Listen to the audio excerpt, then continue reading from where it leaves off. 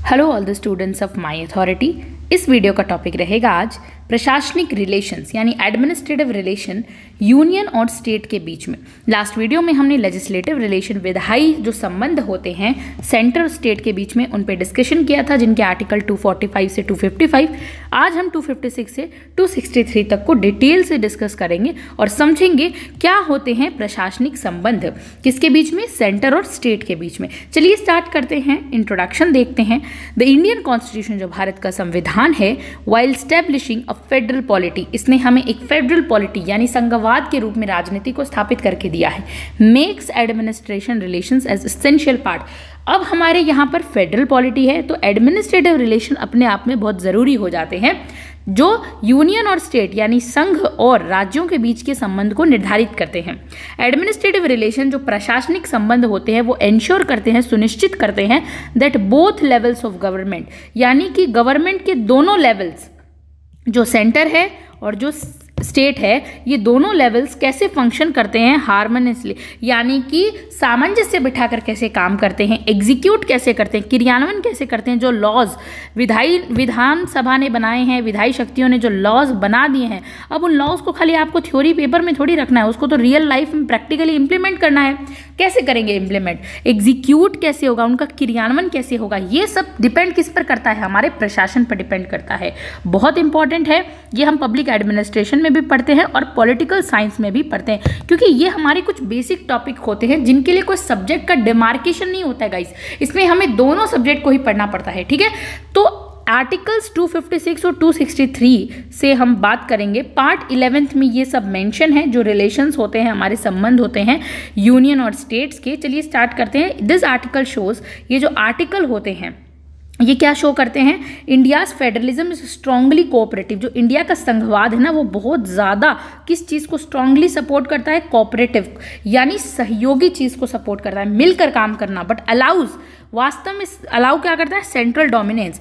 ये strongly cooperative भी है लेकिन सेंटर को यहाँ डोमिनेंस दी गई है। आप किसी भी रिलेशन में बात कर लीजिए, सेंटर इंपॉर्टेंटली हमेशा डोमेन में रहेगा, इंपॉर्टेंट सेंट्रलाइज्ड रहेगा। वे नेशनल इंटरेस्ट डिमांड, जब राष्ट्र की सुरक्षा की बात, राष्ट्र हित की बात आती है, तो कौन सबसे ज्यादा पावरफुल हो जाता है, हमेशा सेंटर ही होगा। इस चीज को हमें याद रखना है। चलिए डिटेल्ड एक्सप्लेनेशन देखते हैं आर्टिकल 256 से 263 तक की विद एग्जाम्पल्स, ताकि और क्लैरिटी अच्छी से बन जाए। तो स्टार्ट करते हैं आर्टिकल 256 से। क्या है article 256? Obligation of states on and the union, यानी ऑब्लिगेशन क्या क्या है स्टेट्स की एंड द यूनियन की क्या ऑब्लिगेशंस होती है। ऑब्लिगेशन का मतलब होता है दायित्व। 1 मिनट गाइस।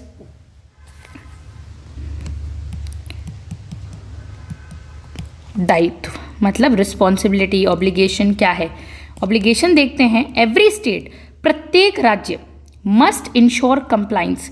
कंप्लाइंस का क्या मतलब होता है कि प्रत्येक राज्य को जो with laws made by parliament, जो संसद ने लॉज बना दिए हैं, उनका अनुपालन करना पड़ेगा, यानी उनके अकॉर्डिंग चलना पड़ेगा, कंप्लाइंस करना पड़ेगा, उनके अकॉर्डिंग ही चलना पड़ेगा। तो एवरी स्टेट, इंडिया के कोई भी स्टेट की बात कर लीजिए, मस्ट, यहाँ पे क्या बात है, मस्ट मतलब जरूरी है, इंश्योर कंप्लाइंस, जो कानून, जो लॉज पार्लियामेंट ने बना दिए उनके साथ उनका अनुपालन करना पड़ेगा, उनके साथ चलना पड़ेगा।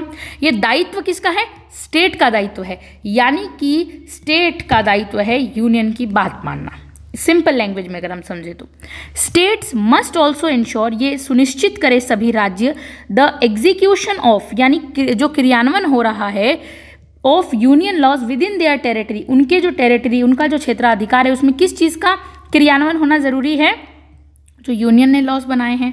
ठीक है, तो राज्यों को अपने क्षेत्र में संघीय कानूनों का क्रियान्वयन, जो संघीय कानून होते हैं जो यूनियन बनाती है, उनका क्रियान्वयन भी सुनिश्चित करना होगा। दिस इज द ड्यूटी और दायित्व ऑफ स्टेट्स। अब इसी बीच में हम देखते हैं यूनियन की पावर क्या क्या होती है, यूनियन के पास कौन कौन सी शक्तियां होती है। जो संघ होता है, जो आपका सेंटर होता है, उसकी शक्तियों की बात की गई है। तो the union can give direction, union जो है डायरेक्शन दे सकता है, निर्देशन दे सकता है, किस चीज के लिए, to state to ensure such compliances, इन अनुपालन को आप निश्चित करें। तो जो संघ होता है वो राज्य को ऐसा अनुपालन सुनिश्चित करने के लिए निर्देशित कर सकता है, डायरेक्शन दे सकता है। ओके, कंप्लायंस मतलब अनुपालन होता है, आपको उनकी बात माननी पड़ेगी, उसके अकॉर्डिंग चलना पड़ेगा। एग्जाम्पल देख लेते हैं। इफ पार्लियामेंट पासेस, पार्लियामेंट अगर पास कर देती है ऐसा कानून जो कि इन्वायरमेंटल प्रोटेक्शन एक्ट के अंदर आता है, तो सभी राज्यों को must frames rules and enforce it, उस पर कानून बनाकर रूल्स एंड रेगुलेशन पालन करना पड़ेगा। यदि संसद ने पर्यावरण संरक्षण अधिनियम पर कोई कानून बना दिया तो सभी राज्यों को यह सुनिश्चित करना पड़ेगा कि वो उस पर फ्रेम करे रूल को और इन्फोर्स करवाए, उसका क्रियान्वयन करवाए। स्टेट को वो एग्जीक्यूट करवाना ही पड़ेगा, ठीक है। Centre can direct states, centre जो है स्टेट को यह डायरेक्ट कर सकता है, निर्देशित कर सकता है स्टेट टू इम्प्लीमेंट यानी क्रियान्वयन करना specific clean air program under the act. केंद्र जो है राज्यों को इस अधिनियम के तहत यह विशिष्ट स्वच्छ वायु जो होती है कार्यक्रम लागू करने का निर्देश भी दे सकता है। ओके, फिर हम देखते हैं आर्टिकल 257 किस चीज की बात करता है। Control of the union over states in certain cases, कुछ मामलों के अंदर, कुछ केसेस के अंदर राज्यों पर संघ का नियंत्रण, यानी ये स्टेट है इस पर किसका नियंत्रण है, यूनियन इस पे अपना कंट्रोल बना के रखेगी। इन सर्टेन केसेस, कुछ ऐसे केसेस हैं लाइक जनरल डायरेक्शन, जो सामान्य निर्देशन होते हैं, जो कौन देता है, यूनियन देता है। किसको देता है, स्टेट को देता है। ओके, तो सामान्य दिशा में निर्देशन दिए जाते हैं, like you can say that state must not impede और प्रीजुडिस, यानी कि जो भी कोई राज्य होते हैं वो संघ की कार्य का एक्सरसाइज और execute power of the union. इसका मतलब हम समझते हैं कि कोई भी राज्य है, राज्यों जितने भी राज्य होते हैं स्टेट्स, ओके, राज्यों को संघ की कार्यकारी शक्ति यानी कि एग्जीक्यूटिव पावर जो होती है which is related with administrative power जो होती है, पॉलिसी को लागू करने वाली शक्तियां जो होती है, जिसे हम क्या कहते हैं हिंदी में, कार्यकारी शक्ति। मतलब राज्यों को संघ की कार्यकारी शक्ति के प्रयोग में, जो उसको यूज करते हैं, में बाधा या पूर्वाग्रह नहीं डालना चाहिए। कोई अधिकार नहीं है स्टेट्स का कि वो यूनियन के मामले में हस्तक्षेप करे, या यूनियन किसी लॉ को बना रही है कार्यकारी को, उसको हस्तक्षेप करे। स्टेट को ऐसा नहीं करना है, इम्पीड नहीं करना है, कोई पूर्वाग्रह नहीं डालना है, अपने कोई विचार नहीं डालने। सिंपल सी language. Centre can give direction states to maintain matters like, centre जो है, यूनियन जो है, स्टेट्स को कैसे डायरेक्शन देगी, कंस्ट्रक्शन एंड मेंटेनेंस के, यानी बनाओ और मेंटेन करो ऑफ मीन्स ऑफ कम्युनिकेशन, यानी कम्युनिकेशन संचार के आधार पे, मतलब संचार के साधनों पर, जैसे सड़कें हो गई, रेलवेज हो गए, नेशनल इंपॉर्टेंस, इन पे सलाह दे सकती है, डायरेक्शन दे सकती है, निर्देशित कर सकती है। अब देखते हैं प्रोटेक्शन ऑफ रेलवेज, रेलवे का प्रोटेक्शन करो, रेलवे की सुरक्षा करो।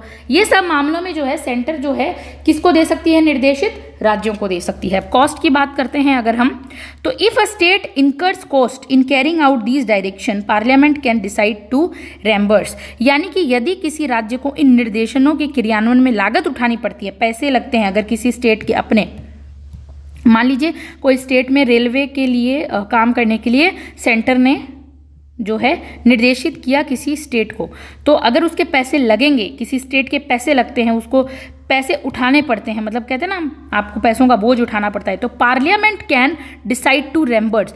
तब क्या होता है, संसद उसकी प्रतिपूर्ति करने के लिए निर्णय ले सकती है, कि पार्लियामेंट कह सकती है ठीक है, अगर स्टेट के इस मामले में कॉस्ट लग रही है, पैसे लग रहे हैं, तो यस मैं पैसे दे सकती हूँ, तो पार्लियामेंट डिसाइड करेगी ये चीज़। एग्जाम्पल देख लेते हैं हम लोग guys. Centre directs a state, जो सेंटर है वो स्टेट को डायरेक्ट करता है, निर्देशित करता है to maintain national highway properly. वो कहता है कि नेशनल हाईवे को प्रॉपर्ली मेंटेन करो। सेंटर ने स्टेट को कहा कि नेशनल हाईवे को प्रॉपर्ली मेंटेन करो under NHDP, national highway development project के तहत, ठीक है। तो ये किसने दिया निर्देशन, सेंटर ने दिया। किसको दिया, स्टेट को दिया। रेलवे प्रोटेक्शन जब बात आती है, centre can direct West Bengal, centre ने वेस्ट बंगाल को डायरेक्ट किया था, निर्देशित किया था कि प्रोटेक्ट करो ट्रैक्स को, जो रेलवे पटरियां होती है ना उसको अच्छी तरीके से प्रोटेक्ट करो। उदाहरण के लिए ये दिया गया था, ओके। यानी किसी भी राज्य को निर्देशित दे सकती है, निर्देशन यानी होता है डायरेक्शन, ओके। फिर हम देखते हैं टूटी हुई पटरियों को सही करने का निर्देशित दिया था ऐसा सेंटर ने वेस्ट बंगाल को। अब हम देखते हैं next article 257A clause A, assistance to a stage for development of armed forces now repealed, यानी सशस्त्र बलों की तैनाती के लिए राज्यों की सहायता, लेकिन अब जो है रिपील्ड कर दिया गया है, इसे निरस्त कर दिया गया है। इस पे हम एक हिस्टोरिकल नोट पढ़ लेते हैं। Allowed centre to deploy armed forces in state to deal with law and order, पहले क्या था, कानून मतलब सेंटर के पास ये एक पावर थी, वो आर्म्ड फोर्सेस लगा के सशस्त्र बल विद्रोह मतलब करके बलों को यूज़ करके मिलिट्री को स्टेट्स के अंदर लॉ एंड ऑर्डर मेंटेन करवा सकती थी। लेकिन फिर जो है क्या हुआ था, 44th अमेंडमेंट आया था, इसके अंदर 1978 के अंदर क्या किया गया था, इसको रिपील्ड कर दिया गया था, ठीक है, इसे निरस्त कर दिया गया था। अब क्या होता है, now handled through regular provisions like deployment. अब क्या होता है, of central armed police force under normal executive power. अब जो है इसे सामान्य कार्यकारी शक्ति के तहत केंद्रीय सशस्त्र पुलिस बलों की तैनाती जैसे नियमित प्रावधानों के माध्यम ही इसे रख दिया गया। नियंत्रण जो पुलिस है वही इस चीज़ को, बाहर से सेंटर को किसी को आकर आर्मी को नहीं लाना है। तो ये जो डिप्लॉयमेंट का है ये बाद में 1978 के बाद में इसे अब हैंडल कौन करती है, स्टेट की गवर्नमेंट ही अपने पुलिस फोर्सेस करवा देती है, लॉ एंड ऑर्डर मेंटेन करती है, ठीक है। अब नहीं रहा है, उसे रिपील्ड कर दिया गया है इसको। फिर हम देखते हैं आर्टिकल 258 देखते हैं, power of the union to confer powers on states. अब ये पावर देती है यूनियन को कन्फर्ट करने की, यानी कि राज्यों को शक्तियां प्रदान करने की संघ की शक्ति, ठीक है। देखते हैं पावर क्या है यूनियन के पास, कि वो कैसे स्टेट्स को पावर दे सकती है। डेलीगेशन ऑफ यूनियन फंक्शंस, जो यूनियन है वो अपने फंक्शंस को डेलीगेट कर सकती है, प्रत्यायोजन कर सकती है, कार्यों को सौंप सकती है राज्यों को, ओके, राज्यों के कार्यों का प्रत्यायोजन। पार्लियामेंट और द प्रेसिडेंट, जो पार्लियामेंट हमारी संसद है और प्रेसिडेंट जो दोनों हैं, कैन एंट्रस्ट फंक्शंस, यानी कि to the union to the states और देयर ऑफिसर्स, यानी संसद या राष्ट्रपति दोनों ही संघ के कार्यों को राज्यों या उनके अधिकारों को सौंप सकते हैं। किनके पास ये राइट है, एक तो पार्लियामेंट के पास ये राइट है और प्रेसिडेंट के पास ये राइट है कि वो फंक्शंस को, अपने फंक्शंस को डेलीगेट कर सकते हैं किसी में भी union to the states of their officer, उनके स्टेट्स के ऑफिसर्स को भी दे सकते हैं। कंडीशंस क्या रहेगी, कुछ शर्तें रहेगी। उदाहरण के लिए हम देखते हैं स्थितियां क्या रहेगी जिसमें वो ऐसा कर सकते हैं। तो उसमें स्थितियां हैं, मे बी अनकंडीशनल और सब्जेक्ट टू टर्म्स और कंडीशंस, यानी कि यह बिना शर्त व नियमों के शर्तों के मतलब कुछ शर्तें भी हो सकती है और बिना शर्तों के भी दे सकती है। तो इसकी कंडीशंस ऐसी रहेगी। एग्जाम्पल देख लेते हैं, उदाहरण, the centre authorising state governments to collect central taxes. For example, GST officers at state level collect both CGST और एसजीएसटी, यानी कि जो केंद्र राज्य सरकारें को एकत्र करने के लिए अधिकृत कर सकता है, यानी कि जो टैक्स होते हैं केंद्र कह सकती है, ऑथोराइज कर सकती है स्टेट को कि आप हमारे सेंटर के टैक्स भी ले लीजिए, आप अपने स्टेट के टैक्स लेना है तो लीजिए, नहीं तो मत लीजिए। लेकिन सेंटर कह सकता है स्टेट को हमारे सेंटर के टैक्स हमें दीजिए, आप अपने स्टेट से कलेक्ट करके। तो मान लीजिए कोई जीएसटी ऑफिसर है, वो स्टेट लेवल का टैक्स भी लेगा और सेंट्रल लेवल का टैक्स भी, ये दोनों टैक्स ले सकता है वो। तो ये पावर किसने दी, बिल्कुल पार्लियामेंट और प्रेसिडेंट ने दी है। किसको दी है, स्टेट को दी है। यूनियन की पावर दे दी ना, तो यहां पे क्या, डेलीगेशन यानी प्रत्यायोजन। ओके, अब हम देख लेते हैं इम्प्लीमेंटेशन ऑफ स्कीम्स। अब यहाँ पे देखिए कि कोई भी तरीके की स्कीम्स का क्रियान्वयन करना, लाइक पीएम किसान योजना थ्रू स्टेट मशीनरी। अब पीएम किसान योजना से खुद डायरेक्ट पीएम तो आएगा नहीं करने के लिए, तो वो नीचे से नीचे अधिकारियों को देता जाएगा पावर, और सेंटर के अधिकारी तो इतने फ्री है नहीं कि वो आएंगे, तो वो किसको डेलीगेट करेंगे, पावर स्टेट को करेंगे। तो अब सेंटर ने जब स्टेट को पावर दी है पीएम किसान योजना को, तो स्टेट द्वारा ही तो वो मशीनरी द्वारा ही तो लागू होगी ना। तो यही बात की गई है कि सेंटर अपनी पावर को डेलीगेट भी कर सकता है। आर्टिकल 258 क्लॉज ए क्या कहता है, पावर ऑफ द स्टेट्स, जो स्टेट्स की पावर है to entrust functions to the union, यानी कि कोई भी संघ है, मतलब संघ को कार्य सौंपने की राज्यों की शक्ति, जो राज्य होते हैं वो संघ को कार्य भी सौंप सकते हैं। रिवर्स डेलीगेशन जिसे कहते हैं। एक होता है डेलीगेशन जिसमें ये सेंटर अथॉरिटी है, ये स्टेट अथॉरिटी, तो सेंटर ने स्टेट को आदेश दिए हैं, लेकिन यहाँ पे क्या रिवर्स डेलीगेशन देखने को मिलता है। डेलीगेशन रिवर्स का मतलब क्या होता है, उल्टा, और डेलीगेशन यानी प्रत्यायोजन, विपरीत प्रत्यायोजन देखने को मिलता है। इसमें जो ये स्टेट है वो केंद्र को काम सौंप रहा है। अब देखिए यहाँ से उल्टा हो रहा है ना, अब कौन काम करेगा, अपना काम किसको सौंपा है, रिवर्स डेलीगेशन हुआ है।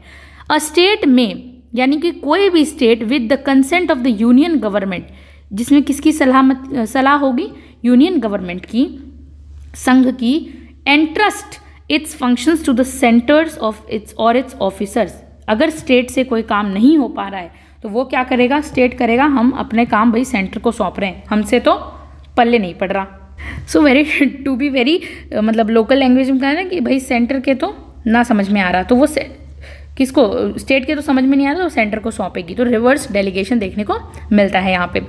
ओके, एग्जाम्पल से समझते हैं। अ स्टेट गवर्नमेंट, कोई स्टेट गवर्नमेंट है, मे एंट्रस्ट द मैनेजमेंट, वो मैनेजमेंट को ये काम सौंप सकती है ऑफ एन इरिगेशन प्रोजेक्ट, कोई सिंचाई का प्रोजेक्ट है, of the central water commission, किसको दे सकती है, वो इरिगेशन का प्रोजेक्ट है, सेंट्रल वाटर कमीशन को दे सकती है। तो ये एक example we can say that. Okay, now हम देखते हैं आर्टिकल 259, आर्म्ड फोर्सेज, जितनी भी जो सशस्त्र फोर्सेज होती है, बल होते हैं in states in part B of the schedule now omitted, अब इसे मिटा दिया गया, हटा दिया गया। और जैसा हमने ऊपर बोला, पहले भी जो ऊपर पढ़ा था कि जैसे भी आर्म फोर्सेस सशस्त्र बल वाला हटा दिया गया था, इसे भी ओमिटेड कर दिया गया है। तो हिस्टोरिकल नोट पहले क्या था देख लेते हैं। Dealt with the administration in the erstwhile part B states like Hyderabad और भोपाल बिकम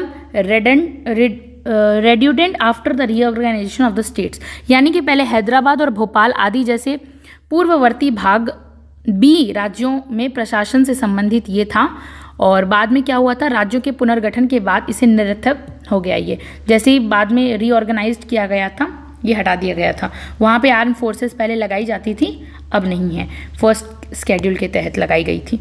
ठीक है, अब हम देख लेते हैं article 260, jurisdictions of the union in relations to territories outside India, यानी कि भारत के बाहर के क्षेत्रों में, जो भारत है कंट्री है, उसके बाहर के जितने भी क्षेत्र होते हैं ना, उसमें क्षेत्रों के संबंध में संघ का क्या अधिकार होता है, यानी यूनियन का अधिकार क्या है भारत के बाहरी क्षेत्रों में। फॉरेन जुरिस्डिक्शन माने विदेशी जुरिस्डिक्शन, क्षेत्राधिकार क्या है भारत से बाहर जाने पे, यूनियन का क्या अधिकार है। द गवर्नमेंट ऑफ इंडिया, जो भारत सरकार है, can undertake the governance of a territory outside India based on the international treaty और एग्रीमेंट, जो भारत सरकार किसी क्षेत्र का शासन अपने हाथ में ले सकती है अगर वो इंडिया की टेरिटरी और एग्रीमेंट के अंडर आता है। यानी कि भारत सरकार के पास किसी भी अंतर्राष्ट्रीय संधि, कोई एग्रीमेंट होता है, इंटरनेशनल पॉलिसी है, संधि है या समझौता है, उसके आधार पर भारत के बाहर किसी क्षेत्र का शासन अपने हाथों में ले सकते हैं, लेकिन वो इंडिया के एग्रीमेंट और ट्रीटी में आना चाहिए। For example, India administered kingdom of Bhutan's external affair until 2007 under the Indo Bhutan treaty modified later, यानी कि भारत ने 1988 में भारत भूटान संधि है जिसके बाद संशोधित किया गया है, उसे बाद में मॉडिफाइड कर दिया गया है, लेकिन पहले क्या थी, भारत की इंडो भूटान एक संधि थी जिसे बाद में संशोधित किया गया था के तहत 2007 में तक भूटान साम्राज्य के विदेशी मामलों का प्रशासन किया था भारत ने। ओके, उसके बाद में उसको अलग कर दिया गया था। India helped administer Maldives defence, India ने 1988 में ऑपरेशन कैक्टस के दौरान मालदीव की रक्षा के कुछ समय के लिए मदद की थी मालदीव की। ओके, भारत में ऑपरेशन कैक्टस के तहत India helped administer Maldives defence briefly in 1988 during Operation Cactus. तो ये एग्जाम्पल है कि भारत कर सकता है अगर उसके पास कोई एग्रीमेंट या संधि है तो।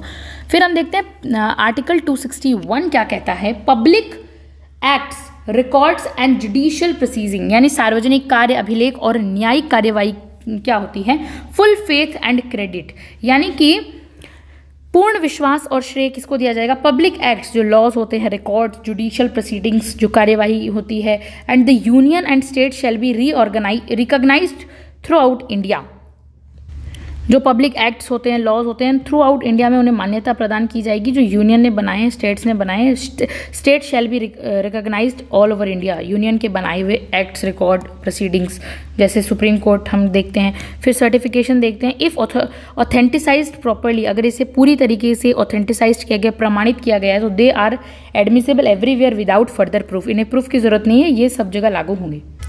एग्जाम्पल है कि a marriage registered in Gujarat is valid and recognised in Tamil Nadu without fresh registration, यानी कि कोई गुजरात के अंदर रजिस्ट्रेशन हुए, पंजीकृत हुआ है विवाह, नए पंजीकरण के बिना तमिलनाडु में उसे रजिस्ट्रेशन दिया जाएगा। तो एक तरह से कि अगर कोई प्रोसीडिंग सेंटर की है, लॉ पब्लिक का है, तो वो इंडिया में हर जगह लागू होगा, तो ये किसी स्टेट में बदल नहीं सकता है।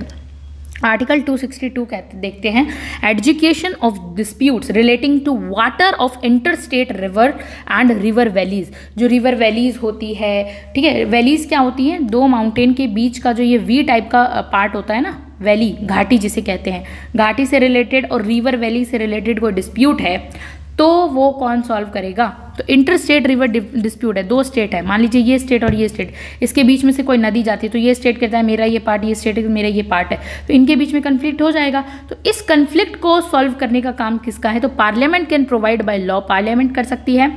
एजुकेशन मतलब उस पर कानून बना सकती है, नियम बना सकती है और उसको मतलब ट्रीट कर सकती है एज लाइक सॉल्व कर सकती है डिस्प्यूट, कन्फ्लिक्ट, लड़ाई झगड़े सुलझा सकती है। ओके, जल से संबंधित कोई रिलेटेड है उस पर कानून बना सकती है अपना। जल से संबंधित कानून बनाने के अलावा क्रियान्वयन भी करवा सकती है, निर्णय भी दे सकती है।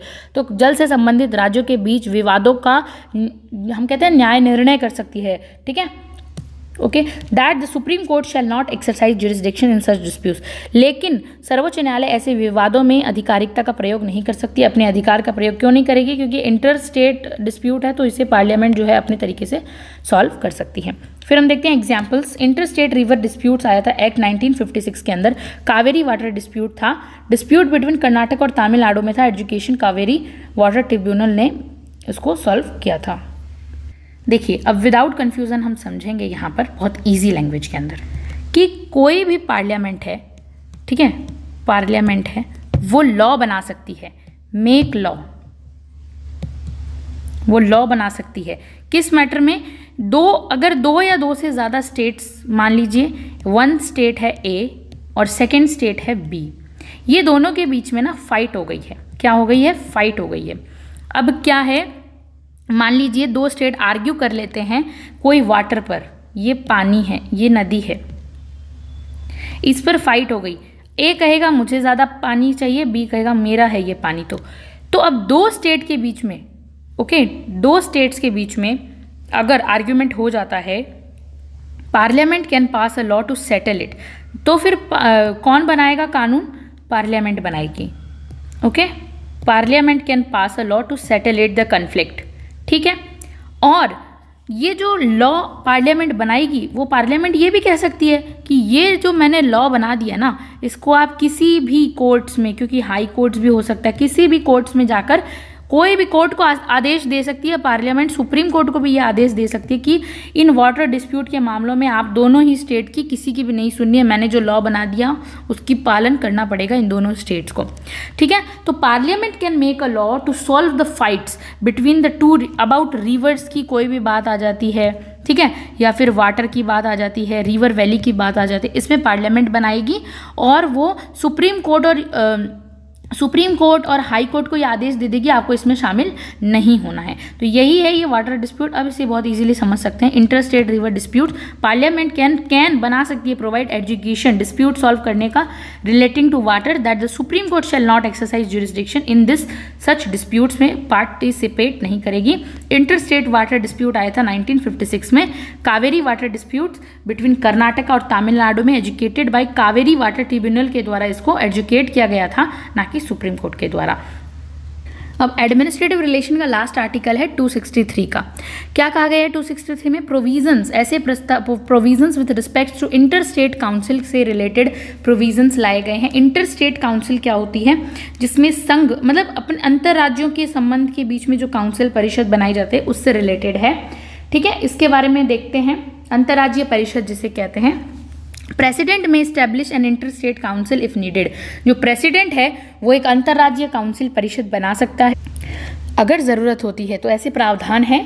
Investigation and discussion of subjects of common interest, ताकि दो इंपॉर्टेंट राज्यों के बीच में कोई सामान्य हित या विषयों पर जांच करना हो या फिर इस तरह से। रिकमेंडेशंस फॉर बेटर कोऑर्डिनेशन, ये किसके लिए? बेहतर समन्वय के लिए ज़रूरी है अगर ऐसी सिफारिशें ज़रूरी हो तो। डिस्प्यूट रेजोल्यूशन बिटवीन स्टेट, और दो राज्यों के बीच में अगर कोई डिस्प्यूट लड़ाई हो जाती है तो उसको सुलझाने के लिए बेस्ट है। For example, inter state council setup in 1990 के अंदर इंटर स्टेट काउंसिल स्टैब्लिश की गई थी ऑन सरकारी कमीशन रिकमेंडेशन। सरकारी कमीशन ने रिकमेंडेशन दी थी। आने वाले वीडियोस में हम सरकारी कमीशन के रिकमेंडेशन पे भी वीडियो लेकर आएंगे, जिसमें सिफारिशों में ये कहा गया था इंटर स्टेट काउंसिल होनी चाहिए, रेगुलर मीटिंग्स होनी चाहिए to discuss about the GST के टॉपिक्स, एग्रीकल्चर के टॉपिक्स, पॉलिसी, सिक्योरिटी, कोऑर्डिनेशन पे बात होनी चाहिए।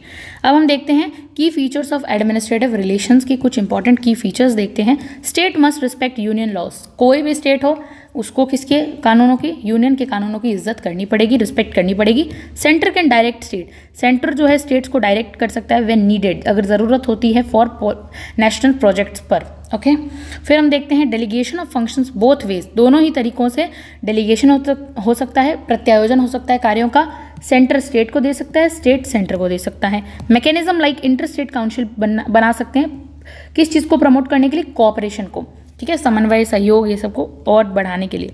Parliament has power to create tribunals like water, parliament tribunals बना सकती है सॉल्व करने के लिए वाटर रिवर डिस्प्यूट्स को। कॉन्करेंट लिस्ट और एक्सेप्शंस देखते हैं एडमिनिस्ट्रेटिव रिलेशंस के अंदर, कॉन्करेंट लिस्ट को लेते हुए बहुत एक्सेप्शंस है। तो वाइल लेजिस्लेशन होता है, कंट्रोल ओवर कंकरेंट लिस्ट की बात आती है, लेजिस्लेशन की बात आती है, सब्जेक्ट्स जो आते हैं कंकरेंट लिस्ट में समवर्ती सूची के अंदर, इस shared administrative responsibility primary lies with state. तो नॉर्मली एडमिनिस्ट्रेटिव रिस्पॉन्सिबिलिटी स्टेट्स के साथ ज़्यादा जाती है यहाँ पर, यानी इसके एक्सेप्शन केस भी हैं। By default administrative power concurrent list के मामलों में स्टेट के पास रहेगी। यूनियन स्टेट की बात नहीं कर रहे हैं हम, कॉन्करेंट की बात कर रहे हैं, स्टेट के पास रहेगी। लेकिन however in some cases the union also assumes administrative control, union भी अपने आप में ले सकता है सारे एडमिनिस्ट्रेटिव कंट्रोल्स, चाहे कंकरेंट की बात क्यों ना हो। सच एज क्रिमिनल लॉ आती है बात, कंकरेंट लिस्ट में प्रोसीजर की बात, तो यूनियन प्रिवेल करेगा। वाइल स्टेट्स मेंटेन, स्टेट जरूर मेंटेन कर रहा है पॉलिसी फोर्सेस को, पुलिस फोर्सेस को, ठीक है। Union agencies like CBI can intervene the with consent लेकर, जो यूनियन की एजेंसी है सीबीआई सेंट्रल ब्यूरो इन्वेस्टिगेशन, वो कंसेंट ले सकती है, कंसेंट से पार्टिसिपेट कर सकती है एजेंसी। इन्वायरमेंटल प्रोटेक्शन की बात आती है तो चाहे कंकरेंट लिस्ट ही क्यों ना हो, यूनियन स्टेट के मामलों में दखल दे सकती है, कार्यकारी शक्तियों में हस्तक्षेप कर सकती है। इन्वायरमेंट प्रोटेक्शन की बात through environment is under concurrent list. Union laws environment protection act 1986 enforce national standards. जो इन्वायरमेंट है ना वो किस में आता है, कंकरेंट लिस्ट में आता है। Union law environment like protection act 1986 enforce national standard, लेकिन फिर भी जो है यूनियन इसको स्टेट्स को इन्फोर्स कर सकती है एडमिनिस्ट्रेशन के अंदर। एजुकेशन की बात आती है तो higher education standards are governed centrally through bodies like UGC despite being concurrent list. भले ही ये कंकरेंट लिस्ट का टॉपिक हो एजुकेशन, यूनियन यहाँ पर भी हस्तक्षेप कर सकती है। समवर्ती सूची में होने के बावजूद भी जो हायर एजुकेशन है, उच्च शिक्षा है, उसके मानकों को यूजीसी जैसी संस्थाएं जो कि सेंटर से कंट्रोल की जाती है, नियंत्रण कर सकती है। लेबर लॉज होते हैं, बोथ सेंट्रल और स्टेट गवर्नमेंट एडमिनिस्ट्रेड इस पे कार्यकारी शक्तियों को पूरा लागू कर सकते हैं। डिफरेंट लेबर ऑफिसेस आ सकती है इसमें। दस इन सर्टेन कंकरेंट मैटर्स, कुछ ऐसे मैटर्स होते हैं concurrent through legislative authority is shared, जिसमें विधायी शक्तियां जो प्राधिकार है वो शेयर्ड होता है। द सेंटर ऑफन सुपरवाइजरी और स्टैंडर्ड सेटिंग रोल्स होते हैं उसके, कुछ वो एक तरह से सुपरवाइज कर सकती है। तो ये टेबल हम देखते हैं एडमिनिस्ट्रेटिव रिलेशंस की एट अ ग्लांस, एक इजीली देखते हैं। 256 में कहते हैं कंप्लाइंस विद यूनियन जाना पड़ेगा, अनुपालन करना पड़ेगा, लाइक एयर पोल्यूशन प्रोग्राम हो गया। 257 में सेंटर्स डायरेक्शन देगी स्टेट को रेलवे ट्रैक को प्रोटेक्ट करने में। 258 में यूनियन इंटरेस्टिंग स्टेट्स, यूनियन जो है स्टेट्स को कह सकती है अपने जो भी है डेलीगेट कर सकती है पावर को, जीएसटी कलेक्शंस जैसा इसमें ऊपर हो सकता है, मतलब डेलीगेटेड रिवर्स डेलीगेशन देखने को मिल सकता है, उल्टा जिसे कहते हैं state interesting centre. Central irrigation management देखने को मिला। 260 में सेंटर जुरिस्डिक्शन आउटसाइड इंडिया, बाहर इंडिया के बाहर इंडिया का जुरिस्डिक्शन सेंटर का ही रहेगा, ना कि एडमिनिस्ट्रेटिव ही क्यों ना हो, प्रशासनिक। इंडो भूटान ट्रीटी मैनेजमेंट हमने देखा। 261 में recognise of public acts, marriage certificate किसी भी गुजरात हो कहीं भी जाए उसे मिलेगी। ओके 262 में water dispute education, Kaveri water tribunal हमने देखा।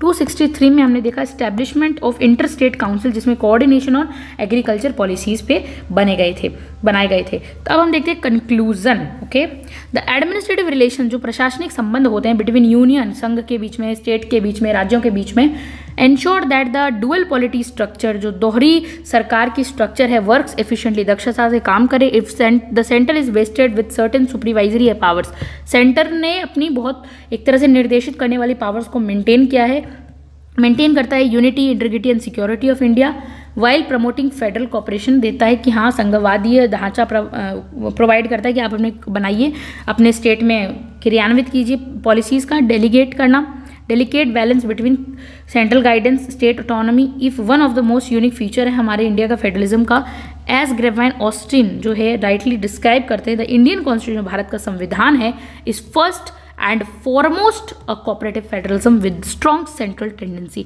जहाँ स्ट्रॉन्ग सेंट्रल टेंडेंसी होने के बावजूद भी बहुत ही कोऑपरेटिव यानी सहकारी संघवाद देखने को मिलता है इंडिया का जो ढांचा है। इसी के साथ आज हमने बहुत इजीली एडमिनिस्ट्रेटिव रिलेशंस को कवर किया, बहुत ईजी था। Thank you so much for watching this video.